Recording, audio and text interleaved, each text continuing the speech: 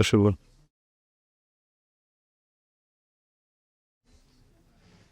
Com a autorização de Sua Excelência, o chefe do Estado-Maior da Armada, Almirante Jorge Nobre de Sousa, vai dar-se início à cerimónia de imposição de condecoração. Medalha Militar de Serviços Distintos. A Medalha Militar de Serviços Distintos destina-se a galardoar serviços de caráter militar relevantes e extraordinários ou atos notáveis de qualquer natureza ligados à vida da instituição militar, de que resulte, em qualquer dos casos, honra e ilustre para a pátria ou para a própria instituição. Vai ser condecorado com a Medalha Militar de Serviços Distintos, grau prata, o seguinte militar: 343788, Sargento-Mor ETI, Paulo Alexandre da Silva Varela. Sua Excelência, o chefe do Estado-Maior da Armada, vai impor a condecoração.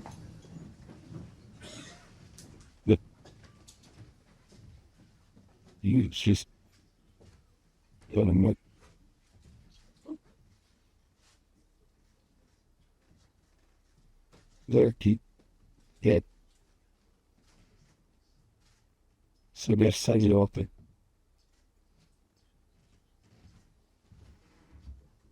Feliz. Isso é bom. Obrigado.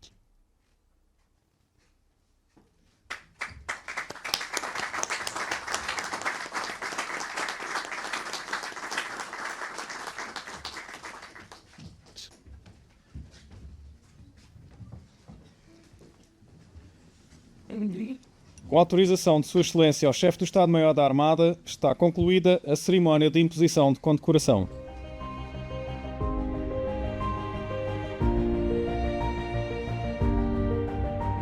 Ótimo. Faz favor. Com a autorização de Sua Excelência, o chefe de Estado-Maior da Armada, Almirante Jorge Nobre de Sousa, o Presidente da Academia de Marinha, Vice-Almirante José Manuel Silva Carreira, declara aberta a sessão solene comemorativa do Dia de Marinha 2026. Vai usar a palavra o Presidente da Academia de Marinha. Sim, faz favor.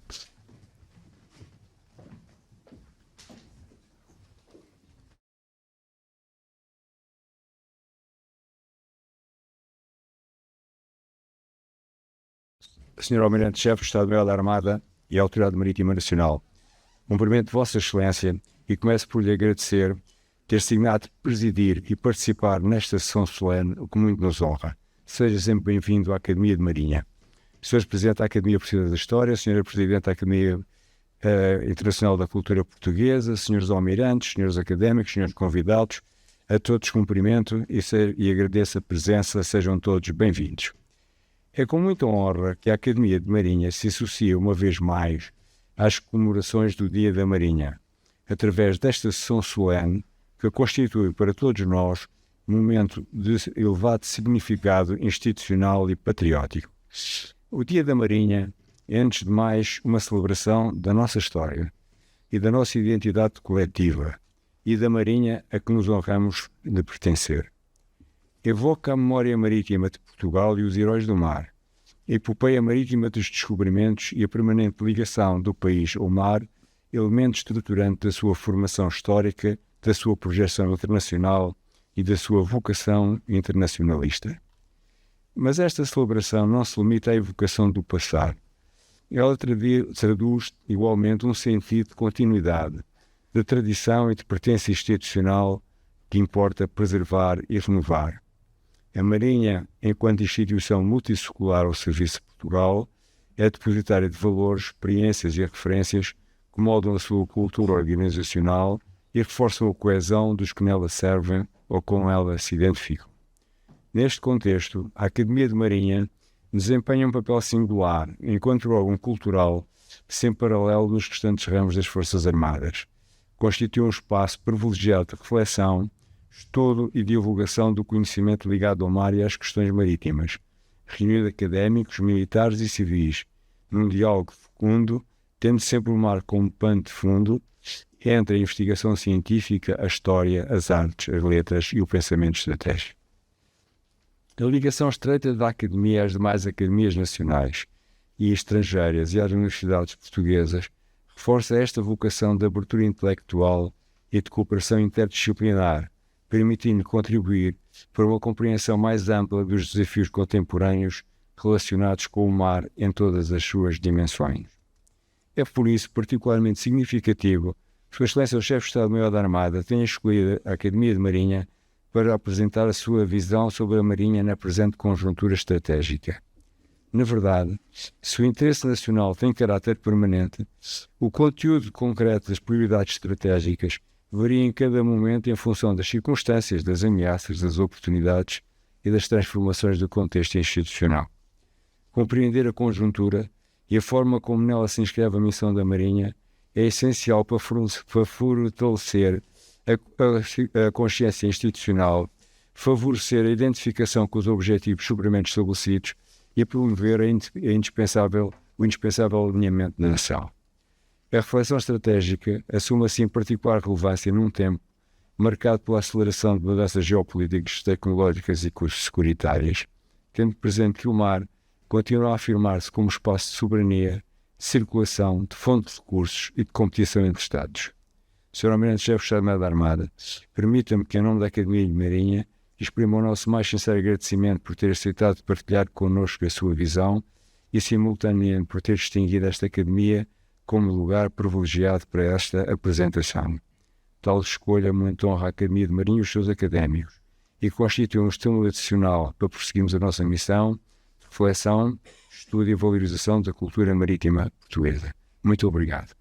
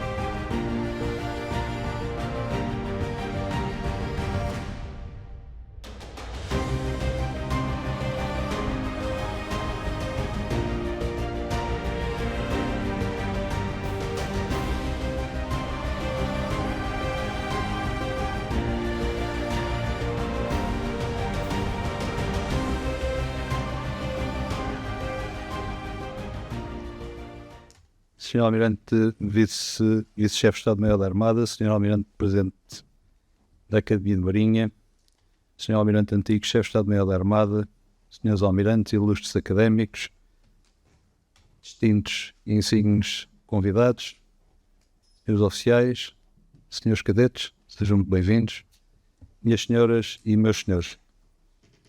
O objetivo desta apresentação é expor-vos a apreciação que fazemos quanto ao posicionamento da Marinha na presente conjuntura estratégica.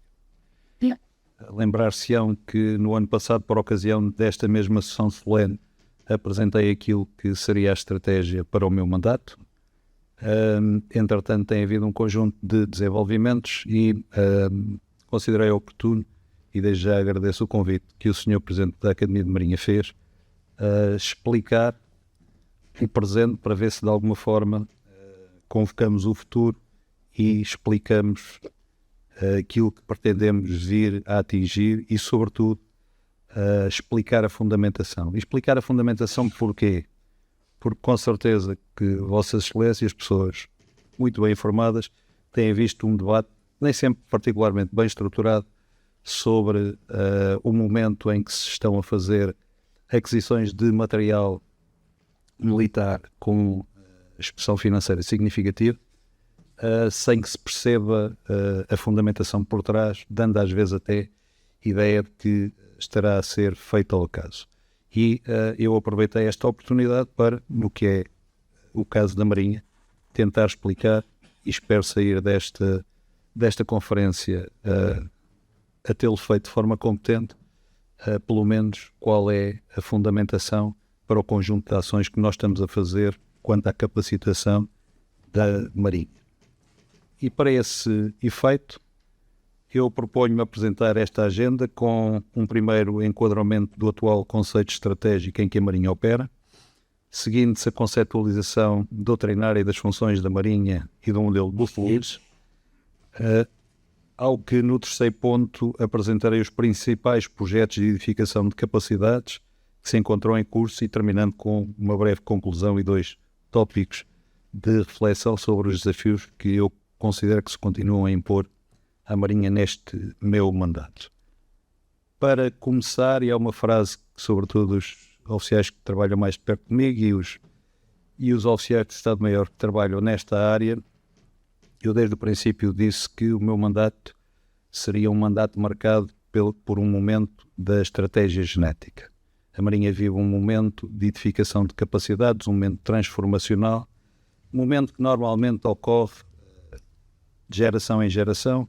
O último ocorreu com a chegada das fragatas da classe Vasco da Gama, com uma transformação substancial, não só da esquadra logo no primeiro momento, mas de toda a estrutura da Armada. E, portanto, nós, a minha geração, o que está a fazer foi ter recebido o quarto da geração que nos preparou o momento que eu tive a oportunidade de conduzir nesses navios e estarmos a preparar para as próximas gerações um próximo salto transformacional.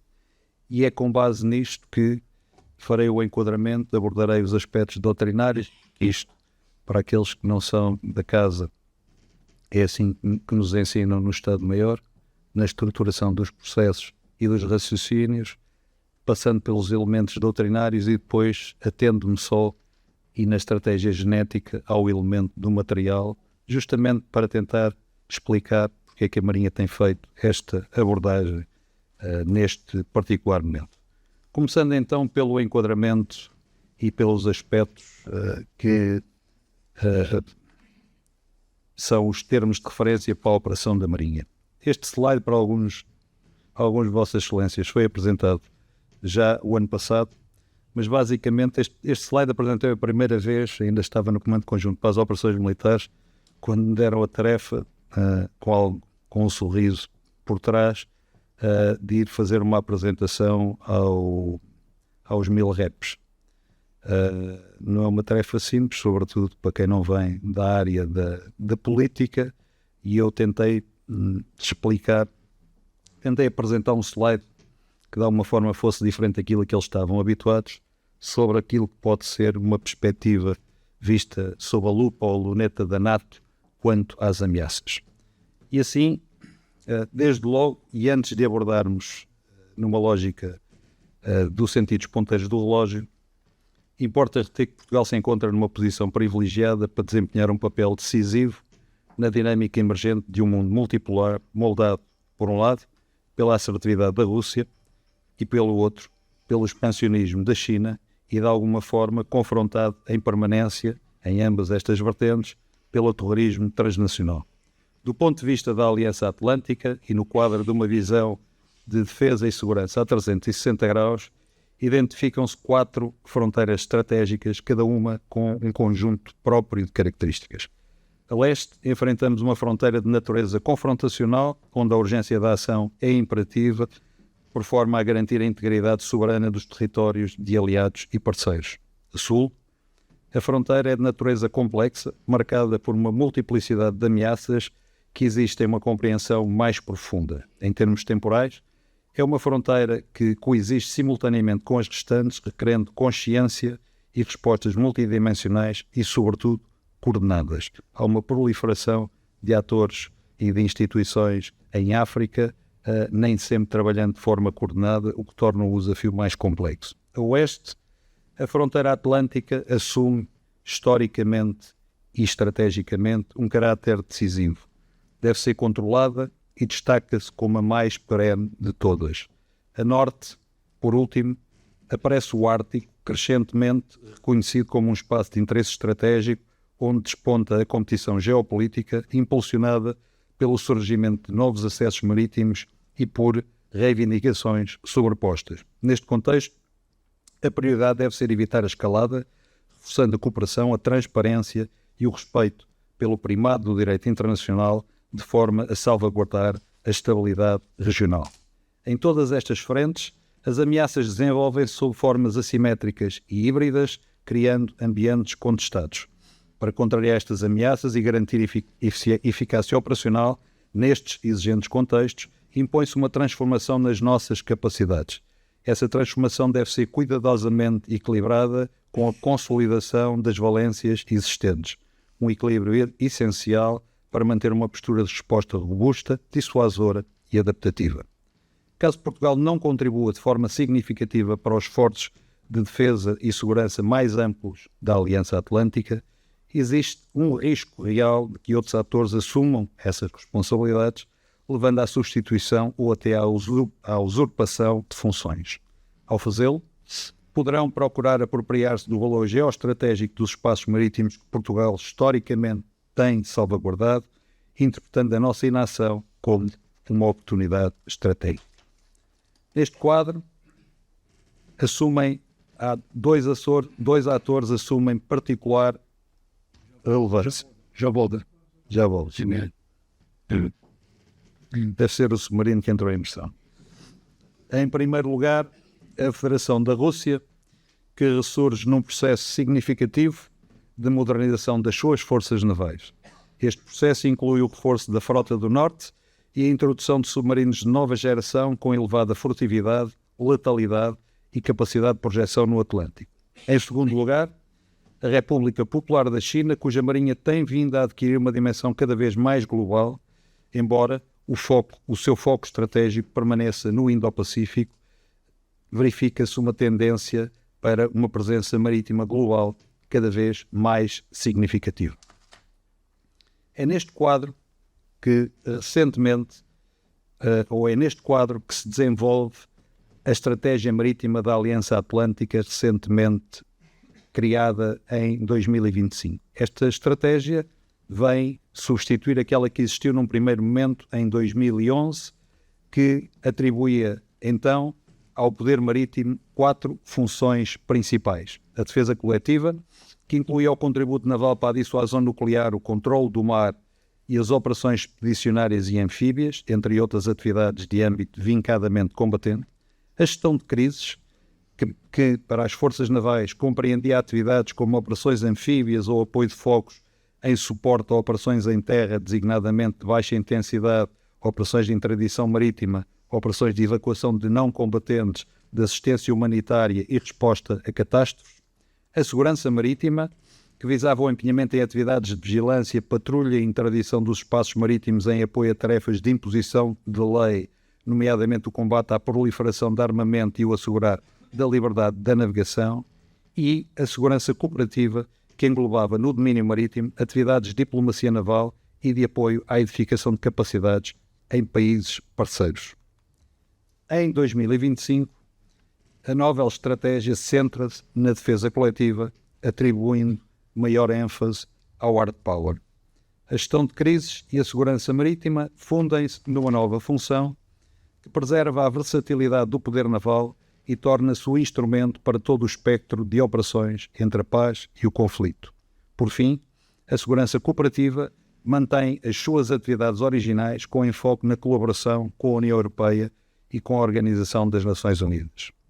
A evolução do ambiente estratégico e a mais recente estratégia marítima da Aliança exigem, pois, uma adaptação clara à nova lógica aliada de dissuasão e defesa coletiva. O foco do poder naval deixa de assentar predominantemente em missões de presença e segurança cooperativa, passando a centrar-se na capacidade de contribuir para a dissuasão credível e para operações de elevada intensidade no espaço euroatlântico. Neste âmbito, a estratégia naval nacional deverá alinhar-se com a lógica da estratégia marítima da Aliança, reforçando a prontidão operacional, a capacidade de combate sustentado e a integração plena em estruturas e operações da Aliança.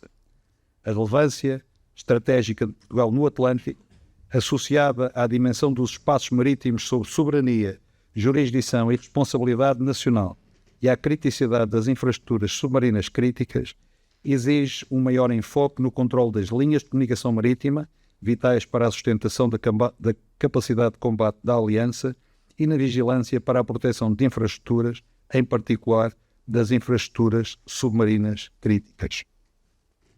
A nova estratégia da Aliança projeta uma visão renovada do poder naval num ambiente de competição estratégica intensificada, pelo que o mar voltou a ser domínio central para a segurança euroatlântica. O poder naval da Aliança, conjugado com os efeitos provocados pelos outros domínios, assegura a liberdade de ação para dissuadir e defender. A estratégia assume que as forças marítimas devem estar preparadas para atuar de imediato e sustentar operações prolongadas, e o princípio Fight Tonight, Fight Tomorrow sintetiza esta ambição. A prontidão assume dimensões operacional, logística e industrial, sendo esta última condição de credibilidade estratégica. Além do enfoque na proteção de linhas de comunicação e na transformação digital, a nova estratégia introduz o conceito de Collective Sea Power ao integrar forças navais, base tecnológica e industrial, inovação e resiliência num único quadro estratégico. Em consonância com a Dissuasion and Defense da área euroatlântica, a dissuasão começa em tempo de paz, procurando negar vantagens operacionais ao adversário antes da escalada para o conflito, num contínuo de operação ao longo do espectro paz, crise, conflito. Já no que respeita à capacitação, a estratégia aponta prioridades claras definidas no NATO Defense Planning Process e nos novos NATO Capability Targets, privilegiando-se capacidades críticas como a de guerra antissubmarina, contramedida de minas, defesa aérea e naval, arquitetura C5ISR resiliente para operações em ambientes contestados e integração multidomínio. Mais do que plataformas isoladas, a prioridade passa pela interoperabilidade, prontidão e capacidade de integração em operações conjuntas e combinadas. Estas prioridades estão alinhadas com o princípio de defesa avançada do já antes referido DDA, do NATO Defense Planning Process e também com os já referidos NATO Capability Targets, reforçando a necessidade de coerência entre as disciplinas do planeamento e da geração de forças, como muitos dos presentes sabem, exercício difícil de conciliação e nem sempre bem conseguido. Contudo, a credibilidade destas capacidades depende da sua validação operacional. A nova estratégia sublinha a importância de treino e exercícios de alta intensidade, conjuntos e combinados, como instrumentos essenciais para testar interoperabilidade, validar doutrina, reforçar a resiliência do comando e controle e consolidar a prontidão letal.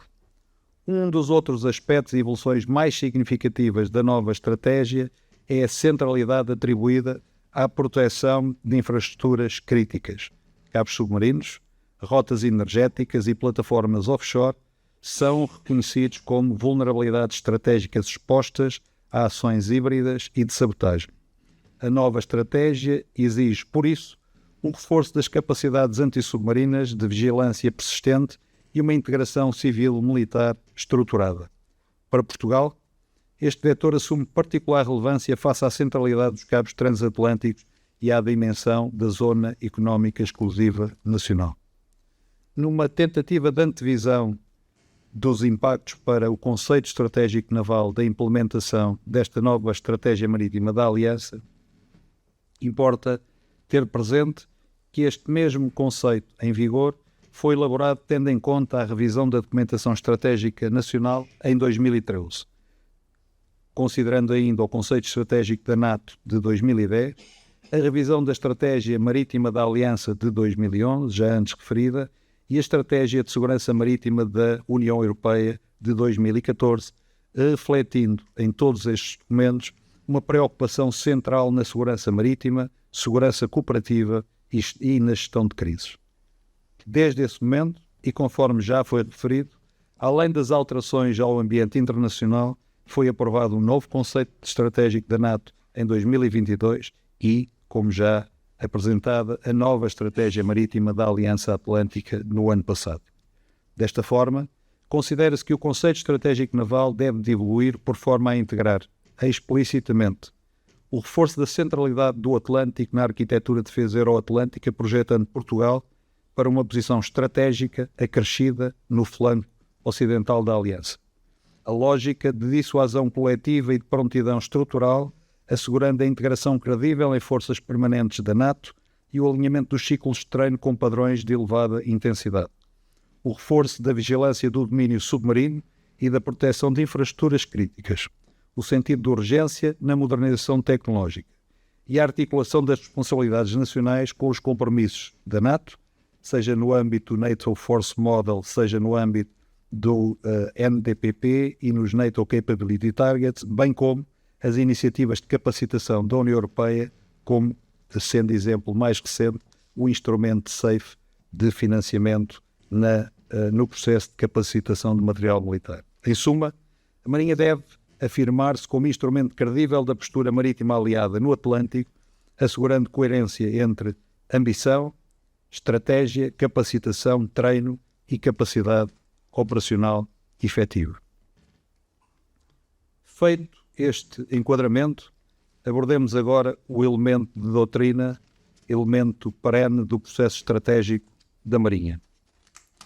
A evolução do ambiente estratégico euroatlântico e a adoção dos novos conceitos estratégicos da NATO, nomeadamente a postura de dissuasão e defesa reforçada e a estratégia marítima da Aliança, tornam necessário, para ser mais correto, uma adaptação coerente da documentação estruturante da defesa nacional. Esta adaptação deverá refletir-se de forma integrada, desde o conceito estratégico de defesa nacional até aos documentos setoriais e operacionais, incluindo o conceito estratégico militar, as orientações de planeamento de forças e o conceito estratégico naval. Como já referido anteriormente, a lógica predominante de gestão de crise e segurança cooperativa deve evoluir para uma abordagem centrada em dissuasão credível, prontidão permanente, defesa coletiva e operações multidomínio de elevada intensidade. No domínio marítimo, esta atualização deverá incorporar explicitamente a centralidade do Atlântico, a vigilância do domínio subaquático, a integração em estruturas da Aliança e a capacitação alinhada com as métricas e os planeamentos de força dessa mesma Aliança, bem assim como a observância estrita dos NATO Capability Targets. Mais do que uma revisão documental, trata-se de assegurar coerência estratégica entre o enquadramento nacional, os compromissos aliados e a capacidade efetiva de Portugal contribuir para a postura de dissuasão e defesa da Aliança. Não obstante esta necessidade da revisão, a conceptualização das funções e missões do poder naval, nas suas três vertentes fundamentais, mantém-se atual, resultando numa marinha útil e pós-moderna, assente numa visão integrada da sua ação do mar, ao assegurar ao Estado português o uso do mar na justa medida dos seus interesses, seja na defesa militar e no apoio à política externa do Estado, no exercício da segurança e da autoridade do Estado no mar, bem como no apoio ao desenvolvimento económico, científico e cultural.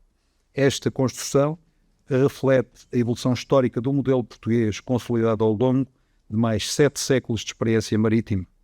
Uma marinha mais restrita, centrada apenas na atividade militar, não seria capaz de compreender plenamente nem de responder eficazmente à complexidade do ambiente marítimo em que se insere. A Marinha desempenha assim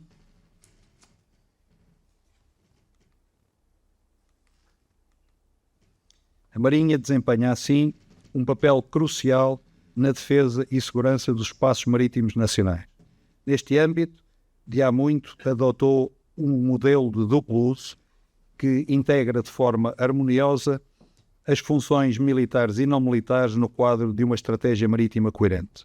Embora a Marinha e a Autoridade Marítima Nacional sejam organizações diferentes e independentes, existem sinergias e vantagens que merecem destaque.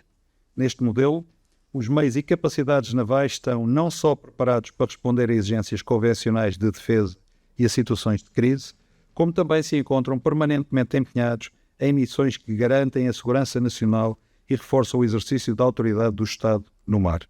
Esta abordagem assegura racionalidade económica, unidade de ação e potencia simultaneamente a eficácia operacional e a eficiência na utilização dos recursos. Estes factos garantem um entendimento comum das situações e promovem a coerência e a coordenação entre as duas organizações na condução das operações, assegurando uma continuidade operacional no mar. Tradicionalmente, o conceito de duplo uso é apresentado salientando as virtudes e méritos das vertentes genética e estrutural, com algum reflexo na perspectiva operacional, sobretudo focada no exercício da autoridade do Estado no mar, que, como se relembram, é a segunda função e missão do poder naval. Contudo, o atual contexto convida a uma reflexão sobre a vertente operacional e aí já na área da defesa, da diplomacia, do apoio à diplomacia e da defesa militar, em que os benefícios e vantagens que resultam da presença permanente no contínuo paz, crise, conflito, reforçam este modelo conceptualizado do duplo uso. Com efeito, é esta presença e monitorização contínua que permite consolidar o conhecimento situacional marítimo, estabelecer padrões de vida e identificar as singularidades que traduzem os desvios ou anomalias correlacionáveis com atividades suspeitas, ilícitas ou híbridas. Esta é uma vantagem operacional única e relevante perante adversários que procuram explorar os limites da imputabilidade de ações na designada zona cinzenta ou nos limites de uma intenção ou ação hostil. A partir desta presença contínua, é possível desenvolver ações que contribuem para 3 efeitos fundamentais: compreender o ambiente e os atores e antecipar as decisões, dissuadir os potenciais adversários pela demonstração de capacidades, monitorização de atividades e acompanhamento de contactos de interesse, e demonstrar permanente e persistente capacidade de proteger e defender, transmitindo uma mensagem de contributo para a defesa coletiva. É esta reflexão que procuraremos vir a integrar na nossa doutrina, porque consideramos que o desenvolvimento coerente e racional da integração da nova abordagem que a Aliança Atlântica faz permite-nos, eu diria, ter aqui um ganho de causa quando apresentamos este modelo já maduro e robusto do duplo uso, mas que normalmente se focava só e maioritariamente nas vertentes genética e estrutural, ainda que tendo ali, desculpem-me o anglicismo, um spillover para o exercício da autoridade do Estado no mar. De facto, a presença continuada e o duplo uso permite-nos estar presentes desde o período da paz até ao conflito, conhecendo aquilo que se passa, sem poder entrar, como compreenderão, em matéria classificada. Este pensamento está alinhado com aquilo que é, por exemplo, a estratégia de vigilância da Aliança Atlântica no espaço aqui do Oceano Atlântico, e estamos a elaborar sobre isto. É a primeira vez que estamos a apresentar e densificaremos mais estes conceitos. E aqui chegamos agora então, passado o momento de enquadramento e a perspectiva doutrinária, à componente genética da estratégia como corolário dos 2 pontos que apresentamos, e passarei de seguida a descrever a forma como estamos a edificar capacidades que garantam que a Marinha corresponde aos requisitos do contexto em que opera e, em última análise, estará em condições de cumprir a sua missão. Começarei por... Perdão. Ia começar, não está cá o slide. Passarei a explicar antes disso, mas posso dar o teor da informação. A Marinha, neste momento, está com 57% dos meios previstos no sistema de forças em vigor, que é o sistema de forças de 2014, nas capacidades de patrulha e fiscalização, na capacidade submarina e na capacidade oceânica de superfície. Este é aquilo que foi possível edificar relativamente ao sistema de forças definido em 2014 e é o ponto de partida para nós. Mas antes de começar a detalhar os programas, gostava de partilhar aquilo que foram, neste tal momento da genética, as orientações macro que tive a oportunidade de desenvolver com o apoio do Estado-Maior e que serviram de referencial para os programas de aquisição que estamos a desenvolver. Desde logo, e desculpem-me, a melhor imagem que encontramos foi uma minhoca que dá uma noção de encadeamento. Não é algo muito naval, mas acaba por ser colorido. Desde logo, primeiro aspecto, o alinhamento estratégico. As novas capacidades são desenvolvidas, num primeiro momento, em conformidade com o sistema de forças de 2014. Eu gostava só de fazer aqui um pequeno comentário, que tem havido alguma polémica, mas eu diria que é mais discussão às vezes, quase de futebol, do que informada sobre a desatualização de alguns dos documentos da documentação estruturada. Talvez há 2 anos, o meu antecessor, o Sr. Almirante Gouveia Melo, promoveu uma discussão no Conselho do Almirantado do que seria a Marinha de 2035. E eu lembro-me de ter começado por analisar o conceito estratégico naval de 2005, que foi o primeiro, salvo erro, e depois o segundo, 2014. Esses documentos têm normalmente uma validade de 10 anos, e serão revistos a cada 10 anos, ou se houver uma alteração do ambiente estratégico de tal forma significativa que recomendo. E quando eu fiz essa análise, curiosamente, já tínhamos em 2005 preocupações com os aspectos da robotização da guerra. Já tínhamos preocupações com a cibernética. O que aconteceu de lá para cá, e de alguma forma entrou e o outro documento, o que aconteceu de lá para cá é que houve uma aceleração na manifestação ou na forma como esses aspectos se materializaram e se constituíram como um desafio acrescido. Isto para dizer o quê? Normalmente, estes documentos, como os conceitos estratégicos, sejam ele o Defesa Nacional, seja o conceito estratégico militar, têm um grau de perenidade suficientemente alargado para não são propriamente camisas cujo padrão deixe de estar em vigor de um momento para o outro. Têm elementos estruturantes, desde logo há elementos que pouco mudam, como seja a geografia, por muito que se tente, é difícil de mudar. A natureza dos Estados também dificilmente muda. Temos os Estados de vocação atlântica, os Estados de vocação marítima ou os Estados de vocação continental, e nesse aspecto a história tem-nos demonstrado a potência marítima procura garantir o controle do mar, a potência terrestre procura negar o uso do mar. Nós fizermos agora a reflexão para o próximo conceito, garantidamente esses conceitos bases estarão lá, serão imutáveis. Depois podemos dar-lhe outra roupagem, não falamos em controle do uso do mar nem negação, falamos em area access, area denial, mas se as coisas persistem durante muito tempo perdem piada, até porque tem que haver alguém que inove, mesmo dizendo a mesma coisa por outras palavras. E portanto, o sistema de forças, 14, mantém-se ainda como referencial neste nosso exercício de capacitação. E o próximo sistema que resultará do ciclo de revisão, que começará com o Conceito Estratégico de Defesa Nacional e, subsequentemente, Conceito Estratégico Militar, missões das Forças Armadas, sistema de forças, dispositivo, creio os senhores, e sobretudo eu permitam, não estou aqui a ensinar alguns dos senhores que aqui estão, que me ensinaram estas matérias, não vão ter mudanças tão significativas quanto isso. Porque a natureza dos países e a geografia, que são 2 fatores determinantes, não muda assim tanto. E, portanto, para além do sistema de forças, temos também um alinhamento com os objetivos de capacidade comprometidos com a Aliança Atlântica, e isto garante-nos coerência com os requisitos nacionais e os compromissos internacionais. Depois, o segundo aspecto, sustentação ao longo do ciclo de vida.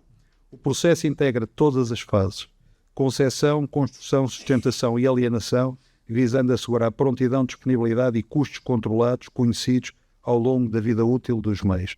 Isto é uma mudança porque nem sempre houve possibilidade de abordar os processos de capacitação numa lógica de ciclo de vida.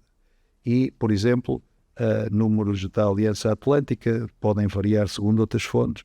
A aquisição de um navio do tipo fragata, o custo significa normalmente cerca de 30% do custo do seu ciclo de vida. E, portanto, nós temos que ter a honestidade intelectual de olhar para isto nesta perspectiva, desde logo para nos estruturarmos e percebermos o desafio, designadamente financeiro, que enfrentamos. E desta vez tivemos a disponibilidade financeira para fazer nestes termos. Um terceiro aspecto é a comunalidade e a interoperabilidade. Procuram sistemas semelhantes dentro da esquadra, desde logo, facilitando manutenção, formação e logística, e todos os meios são pensados para interoperabilidade com a NATO e a União Europeia. O que nós procuramos é que nos navios mais pequenos os motores venham a ser os geradores dos navios de maior dimensão, com os ganhos que aí temos na lógica de edificação de capacidade, na vertente do treino, da formação e depois na logística. Por outro lado, há aqui um aspecto também da comunalidade que tem a ver, procuramos adquirir sempre meios que tenham uma comunidade de utilizadores o mais alargada possível. Isso permite economias de escala, designadamente na fase da manutenção do ciclo de vida. Um quarto aspecto prende-se com desenvolver capacidades operacionais relevantes. As novas plataformas devem garantir capacidade operacional relevante, maximizando eficácia e, sobretudo, emissões de alto espectro. E eu já voltarei a este aspecto por causa do duplo uso. Integração de novas tecnologias, dando-se prioridade a soluções tecnológicas inovadoras que aumentem a eficiência, a letalidade, consciência situacional e que, se possível, reduzam custos. Requisitos de reservas de guerra. Integraram-se e integram-se neste nosso exercício de planeamento necessidades de reserva de guerra, incluindo munições segundo os novos estándares da Aliança Atlântica, aquilo que é designado por Battle Decisive Munitions e consumíveis, Battle Critical Consumables. Exemplo disto são as sonoboias para a luta anti-submarina e que estão perfeitamente as métricas definidas pela Aliança. As capacidades combatentes serão preparadas para cenários de elevada intensidade. Uma perspectiva de duplo uso, sempre possível. As capacidades estão desenvolvidas para uso militar e civil, reforçando o contributo para, através da interoperabilidade, termos este uso do hóspede. E, por fim, tentar, sempre que possível, incorporar valor para a indústria nacional, mas muito em particular para a revitalização do arsenal do Alfeite. Não há marinhas sem arsenais. O atual modelo foi a dada altura decidido, está provado que não é eficiente e foi sempre uma condição, foi portanto desenvolvido nesta minha abordagem nas orientações de alto nível para o processo de capacitação que nos processos de aquisição de navios de grande complexidade, quem quer que viesse a ser o parceiro teria que ser parte de uma solução para a revitalização do arsenal do Alfeite. Obviamente pretendemos com isto o tal retorno para a economia nacional e temos parceiros já connosco envolvidos. Eu gostava só, aflorei há pouco o duplo uso, mas tenho aqui uma citação alemã para marcar bem claro aquilo que é o entendimento do duplo uso na Marinha. Ora, quando nós voltamos aos riscos de operar em ambientes de alta intensidade, o duplo uso não é uma relação bionífica. Nós temos que comprar meios que tenham capacidade para operar na parte de maior intensidade do espectro do conflito, que esses, garantidamente, conseguem desempenhar tarefas na parte de menor intensidade, na área de menor intensidade do espectro do conflito. O oposto não é possível. Eu não posso pôr patrulhas a combater no quadro da Aliança Atlântica, mas posso pôr fragatas a fazer missões de busca e salvamento. Isto é um custo. Agora, a questão do duplo uso, não poucas vezes, na classe política é percepcionada como algo que é muito apelativo. Eu até não uso normalmente o exemplo naval, costumo dizer que nós, com alguma engenharia e nada de muito transcendente, conseguimos pôr um carro de combate, um Leopard, a apoiar o combate aos incêndios ou o desbravar de aceiros. Agora eu não consigo pegar num carro de bombeiros e pô-lo como um carro de combate. E, portanto, o duplo uso tem que ser visto com algum cuidado. Eu permiti-me pôr uma citação em inglês, porque isto em Portugal, se for dito com base numa citação em inglês, acaba por ter mais credibilidade do que seja um português a elaborar um raciocínio sobre a matéria e, portanto, pela reação de Vossas Excelências, parece que levei a carta a Garcia. Começarei agora então a detalhar um pouco as capacidades e iniciava com aquelas que contribuem maioritariamente para a função de defesa militar e apoio à política externa. Ponto prévio. Poderiam muitos dos presentes gostar de obter mais alguma informação sobre grandes projetos, designadamente os que estão a coberto do SAFE. Não estou em condições neste momento, estamos numa fase final de estabelecimento de contratos, de elaborar e dar muito detalhe e, portanto, lamento desde já se vier a frustrar algumas expectativas.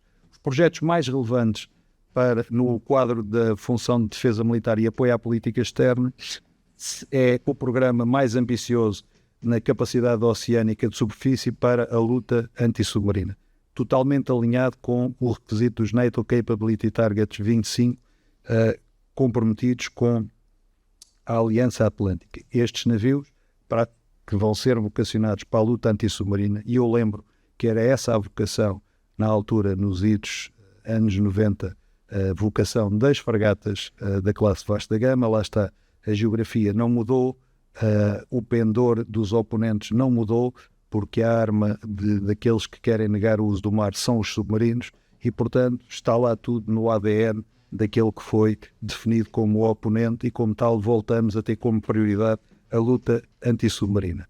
Um segundo grande programa, e estes estão a coberto do instrumento SAFE, a capacidade de mobilidade tática terrestre para as nossas forças de fuzileiros.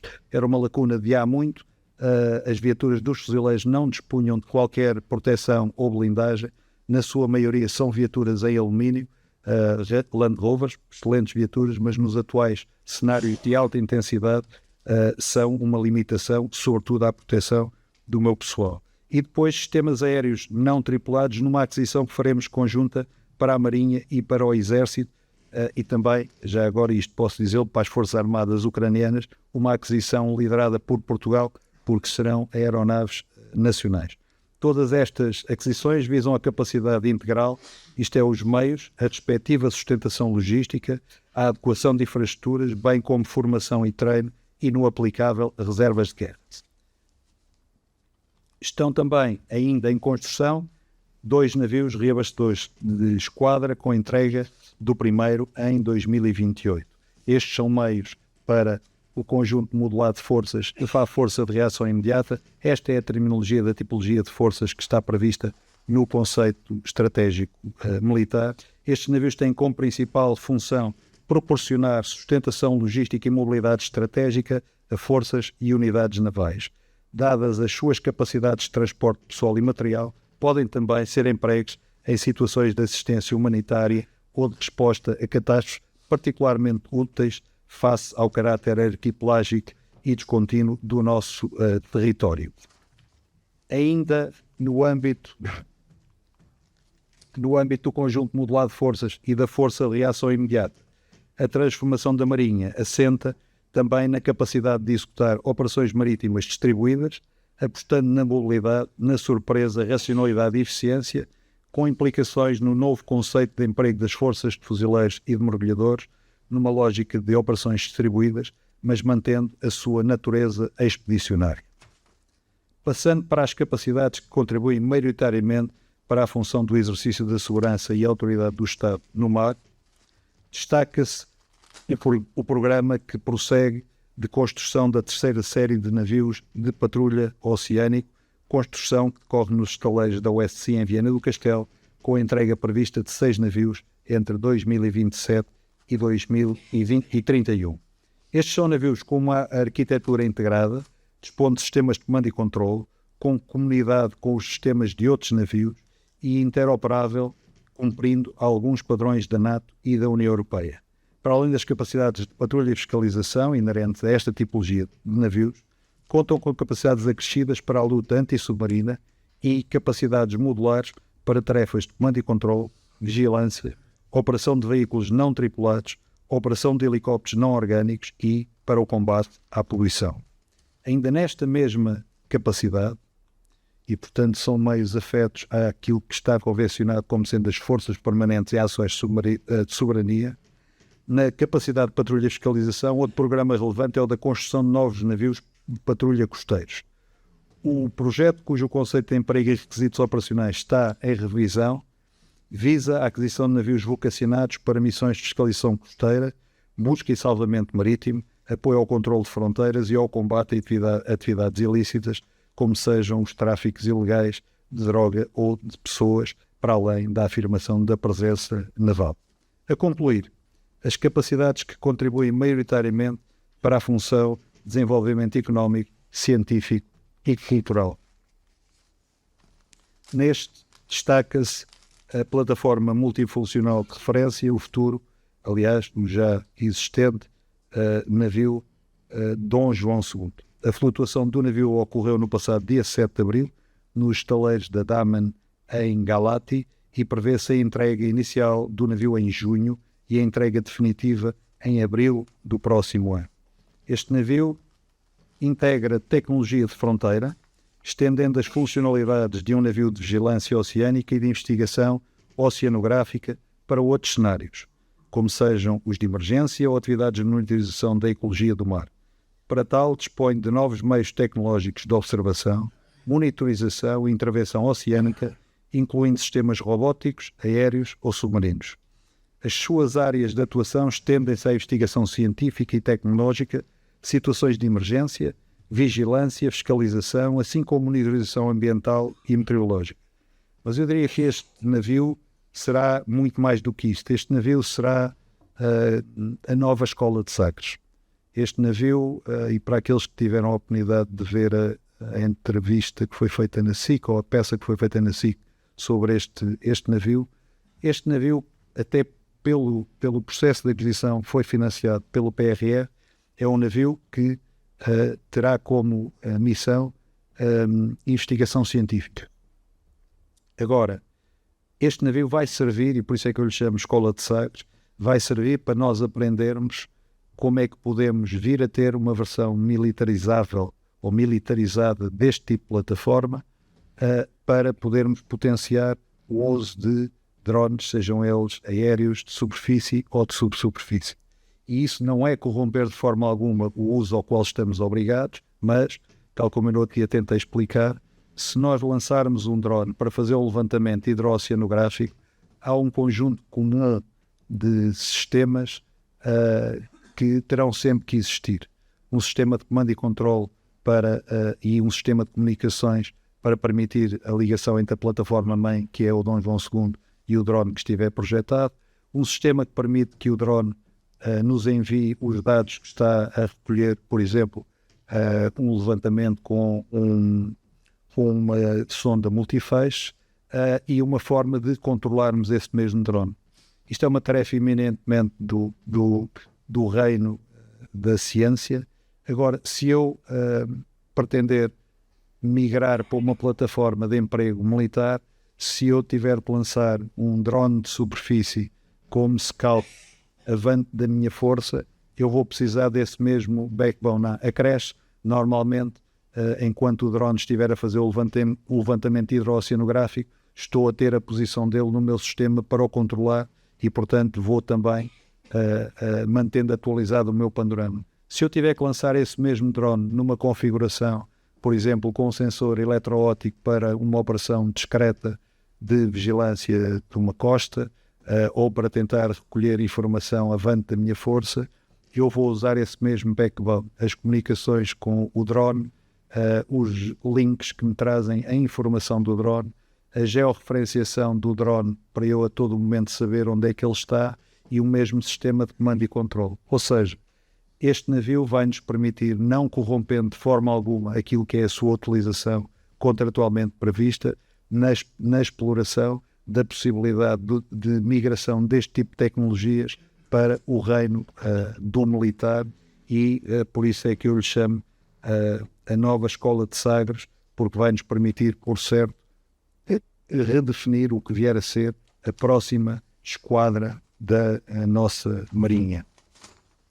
Ora, todos estes programas representam a longo prazo a edificação e sustentação da componente naval do sistema de forças, com foco no cumprimento dos NATO Capability Targets, em conjunto, a par de outros programas inscritos em sede da Lei de Programação Militar, como a modernização dos submarinos e a aquisição de helicópteros para a luta antissubmarina e do navio polivalente logístico, capacitarão a Marinha para os atuais desafios de defesa e para os desafios securitários, sendo destacar a preocupação sempre com o retorno para a economia nacional.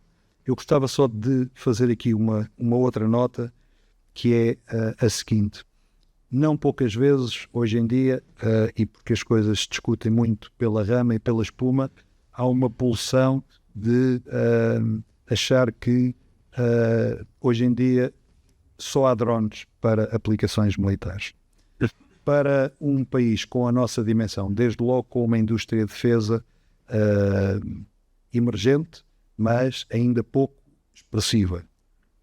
E, sobretudo, com a geografia em que nós normalmente operamos, que é a geografia do Atlântico, com a tarefa principal que temos, que é a luta antissubmarina, as capacidades militares, neste caso da componente naval, têm que continuar a ter uma componente convencional. E daí termos lançado o programa das fragatas, que aliás não foi propriamente um capricho, porque respondeu aos NATO Capability Targets comprometidos com a Aliança Atlântica. Isto não quer dizer que nos venhamos a ter somente as capacidades ditas convencionais. Nós vamos tentando fazer aqui, construindo uma força que tenha um mix entre capacidades disruptivas e emergentes e as ditas capacidades convencionais. Agora, se repararem uma vez mais, nós temos visto os drones no teatro da Ucrânia, desde logo numa geografia muito particular, estou a falar em termos marítimos, que é algo próximo do Lago do Campo Grande, que é muito diferente das condições ambientais que nós temos no nosso Atlântico. E são, curiosamente, voltando aos tais princípios, são empregos para a negação do uso do mar. Ora, a nossa vocação e a nossa ligação à potência marítima e a nossa vocação marítima impõe que nós nos foquemos no controle do uso do mar. E, portanto, os drones neste momento, assim nós mantenhamos esta vocação e esta coerência na nossa atuação, serão sempre complementares de algumas das capacidades convencionais de que nós dispomos. E é assim, a meu ver, e eu espero daqui a uns anos não ter nenhum dos meus sucessores a dizer que irei rotundamente, é assim, a meu ver, que nós estamos a reestruturar a componente naval do sistema de forças. Um compromisso equilibrado entre novas tecnologias e as convencionais.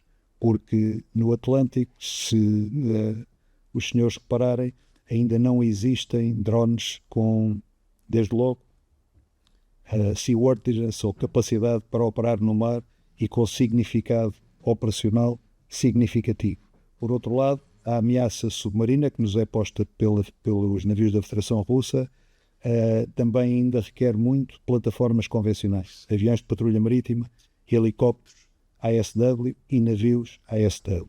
E, portanto, aquelas pulsões que às vezes acontecem porque as pessoas ficam rapidamente elucidadas sobre um assunto porque tiveram um pop-up no telemóvel, recomendam que consigamos pelo menos fazer a leitura mais aturada do documento e às vezes ver algumas referências. E essa tem sido a nossa preocupação para não irmos atrás, desculpem-me o anglicismo outra vez, do flavor of the day, que até seria particularmente apelativo, e mantermos esta nossa ligação à potência marítima ou aos países de vocação marítima que devem ter uma força naval capacitada para garantir o uso do mar e não para o negar. Isso poderá ser feito, desenvolver capacidade para negar o uso do mar, poderá ser feito, como aliás o país já fez nos conflitos mundiais, na área da defesa costeira, não agora com baterias, mas aí sim, por exemplo, com um conjunto de drones, e esses já há muitos no mercado. A concluir esta minha reflexão sobre a vertente genética, um outro grande desafio e um programa que temos de desenvolver, que é o programa de modernização da Base Naval de Lisboa, só comparável àquele que aconteceu para a chegada das Vasco da Gama nos anos 90. Isto são fotografias comparadas de 84 e 10 anos envolvidos, quando a base ficou totalmente capacitada. Este programa é um programa de caráter genético também, que se irá prolongar, esperamos, até 2033. Compreende 3 projetos interdependentes e complementares: projeto de dragagem, de recuperação das infraestruturas, de recuperação das pontes cais, e um quarto, que não é da Marinha, mas ao qual a Marinha está associada, que é de recuperação das infraestruturas do Arsenal do Alfeite, para que nós possamos assegurar na máxima extensão possível a manutenção futura dos navios que vamos comprar. Este programa visa, assim, responder às necessidades operacionais dos novos meios e dos nossos compromissos nacionais com a NATO. Um outro exemplo daquilo que eu espero ainda vir a ver concretizar é a nova messe, que vai fundir as messes existentes de oficiais, sargentos e praças num só edifício, adequada, esperemos nós, para apoiar a esquadra da manhã. Termino então com uma breve conclusão e apresento aquilo, ou revisito aquilo que foram os 2 principais desafios que eu defini para o meu mandato e que, envolvido um ano quase e meio, considero que se mantêm atuais. Como vimos, a situação internacional reposiciona o domínio marítimo como eixo central da dissuasão e defesa coletiva da NATO. O controle das linhas de comunicação, a proteção de infraestruturas submarinas e o reforço transatlântico são condições essenciais na segurança euroatlântica. Constitui, em termos práticos, a expressão marítima da postura aliada de dissuasão e defesa reforçada ao longo do contínuo paz, crise, conflito, exigindo prontidão permanente, integração multidomínio e sustentação industrial. Encontramos-nos perante uma transformação estrutural da postura marítima aliada que exige coerência entre planeamento, capacitação, treino e compromisso íntimo. Para Portugal, a adaptação deve-se ser desenvolvida em 3 eixos: conceptual, capacitário e operacional. O reforço da centralidade do Atlântico na arquitetura de defesa euroatlântica, projetando Portugal para uma posição estratégica acrescida no flanco ocidental da Aliança, parece assim, pelo menos à luz dos olhos dos marinheiros, evidente. A lógica de dissuasão coletiva e de prontidão estrutural, assegurando a integração credível em forças permanente da NATO e o alinhamento dos ciclos de treino com padrões de elevada intensidade, é instrumental. É também o reforço da vigilância, do domínio submarino e da proteção de infraestruturas críticas, bem assim como o sentido de urgência na modernização tecnológica. E, por último, a articulação das responsabilidades nacionais com os compromissos da NATO, seja no âmbito das disciplinas do planeamento de defesa, da geração de forças ou do NATO Force Model, bem assim como com as iniciativas de capacitação da União Europeia, como a mais recente e já há pouco falada, a iniciativa do SAFE. Eu espero, até este ponto das conclusões, ter conseguido demonstrar que temos suporte doutrinário e uma abordagem estratégica fundamentada e coerente neste momento de transformação geracional, em mais um momento de transformação geracional da Marinha, não obstante o concebido e reconhecido atraso na revisão da doutrina estruturante da estratégia nacional. Não obstante, ao nível mais baixo, operacional e tático, há uma máxima doutrinária e que é conjunta, que é ao nível do ENCFE, que na ausência de doutrina nacional segue-se a doutrina da NATO. E digamos que, subindo ou transpondo isto para um nível acima, é este exercício que nós temos vindo a fazer, que é, na ausência ou no atraso da revisão dos documentos da alta estratégia nacional, temos procurado alinharmos e manter um pensamento coerente com aquilo que tem sido sempre uma centralidade incontornável no desenvolvimento desses documentos nacionais, mas que sempre têm grande consideração pelos desenvolvimentos dos documentos homólogos da Aliança Atlântica. Por último, porque isto é quase um mantra meu, gostava só de dizer que creio que até agora acertei e mantêm-se válidas as minhas 2 prioridades ou desafios para o mandato. melhorar a retenção do pessoal. Tenho falado, hoje não é o dia nem o lugar para voltar a este assunto, mas é uma preocupação. Como tiveram a oportunidade de ver, eu comecei por dizer que a Marinha está no momento da estratégia genética, mas abordei só o elemento do material. Mas o elemento do pessoal é crítico e não vale a pena eu ter um investimento desta magnitude e ter meios de uma capacidade como nunca tivemos se não tiver as pessoas com mecanismos de atratividade para prestar serviço nas Forças Armadas e em particular na Marinha. É uma preocupação minha, continua a sê-lo, temos feito algumas coisas internamente, mas, e como disse no discurso do Dia da Marinha, há ainda muito para fazer.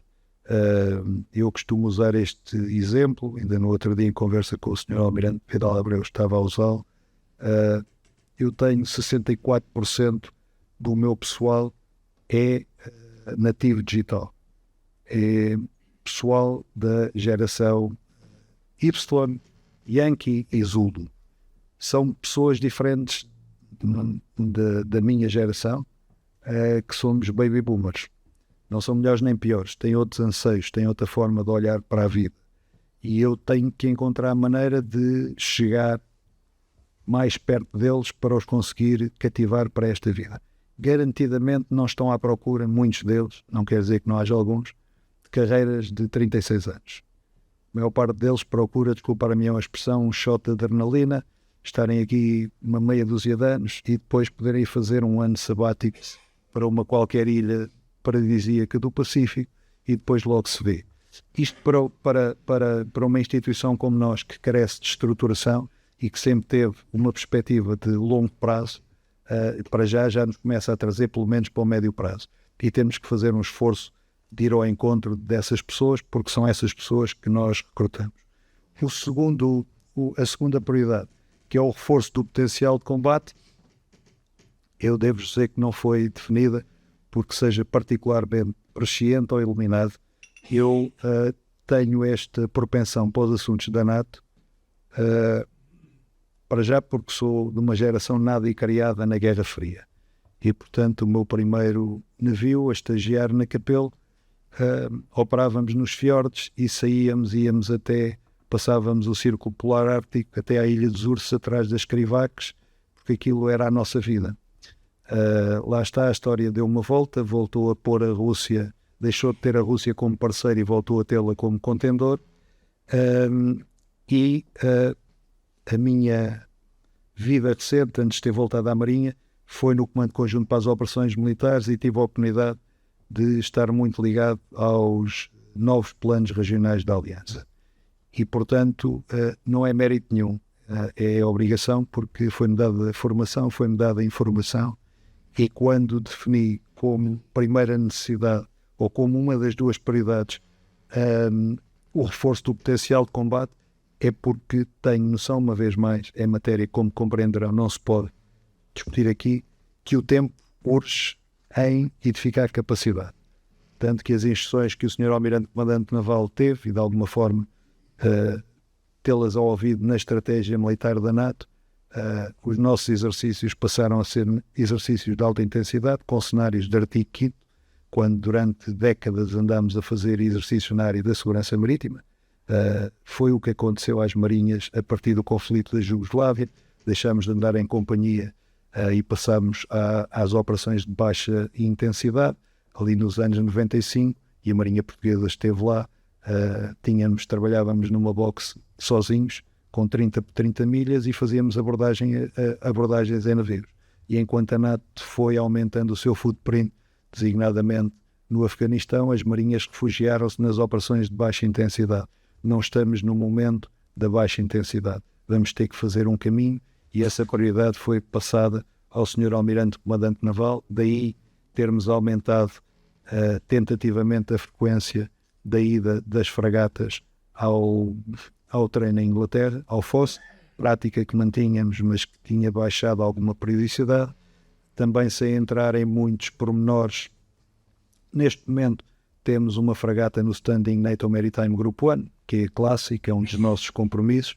mas, por exemplo, o nosso submarino, que está empenhado neste momento, por decisão minha, deixou de estar a operar no Mediterrâneo e vai fazer operações só no Atlântico. Vai ser esse, se vier a ser necessário, o nosso teatro de operações, e sobretudo para os submarinos e para quem sabe um bocadinho de acústica, é muito importante conhecer o sítio onde se vai operar. E, portanto, esta era a minha obrigação, com o conhecimento que me foi dado, com as vivências que me foram dadas, que eu tivesse escolhido esta prioridade, esta já sim, mais no domínio operacional, enquanto a retenção do pessoal é sobretudo no domínio genético.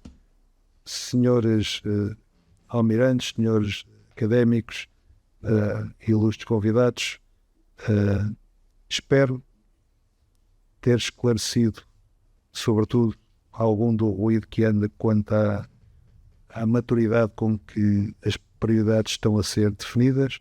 Como em tudo na vida, eu espero terminar o meu mandato para o ano e ter a certeza de que tomei as decisões certas na maior parte das vezes.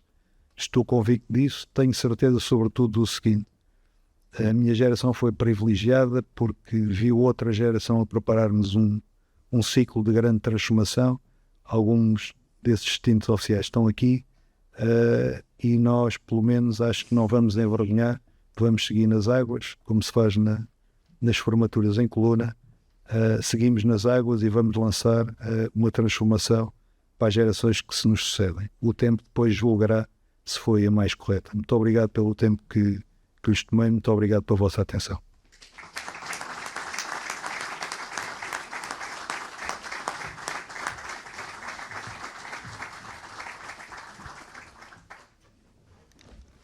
Ora,